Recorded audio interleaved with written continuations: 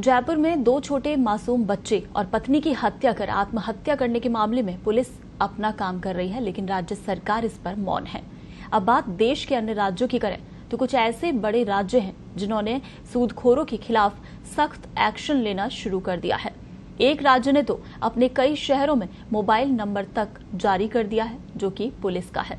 इस नंबर पर सिर्फ सूदखोरों से तंग लोगों की शिकायतें सुनी जाती हैं और निवारण किया जाता है।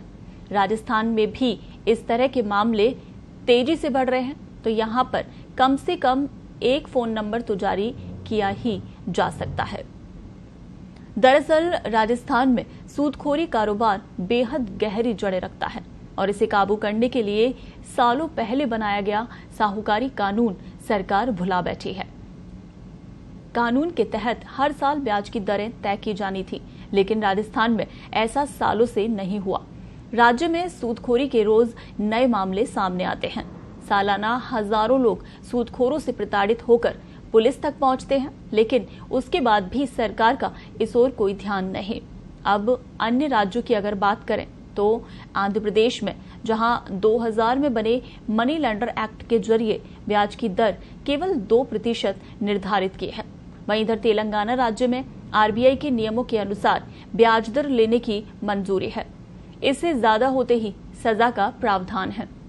केरल, कर्नाटक, उत्तर प्रदेश में मनी लैंडर एक्ट के तहत काम हो रहा है और सिर्फ 2% तक ही ब्याज लेने की इजाजत है। राजस्थान में भी ये एक्ट लागू है, लेकिन ब्याज के बारे में सरकार का रुख साफ नहीं है और इसी का फायदा सूदखोर उठा रहे हैं। इधर पश्चिम बंगाल में असुरक्षित लोन के लिए 12% और सुरक्षित लोन के लिए 10% सालाना ब्याज दर तय है। उड़ीसा और बिहार में भी मनी लैंडर एक्ट के तहत ब्याज दरें 9 और 12% सालाना है।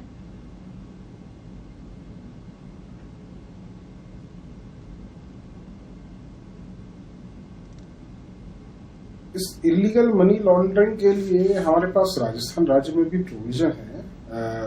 1963 में एक एक्ट इंट्रोड्यूस किया गया था, जिसमें कि सेक्शन 6 में ये प्रोविजन है कि अगर कोई व्यक्ति संस्था मनी लैंडिंग के बिजनेस में आना चाहती है तो उसे एक लाइसेंस लेना पड़ेगा स्टेट गवर्नमेंट की तरफ से, और साथ ही साथ इसमें लगने वाले ब्याज के बारे में प्रावधान दिए गए हैं। इसमें सेक्शन 29 ये स्पेसिफाई करता है कि स्टेट गवर्नमेंट को वो पावर होगी कि वो लिए जाने वाले ब्याज की दरों को निश्चित कर सके।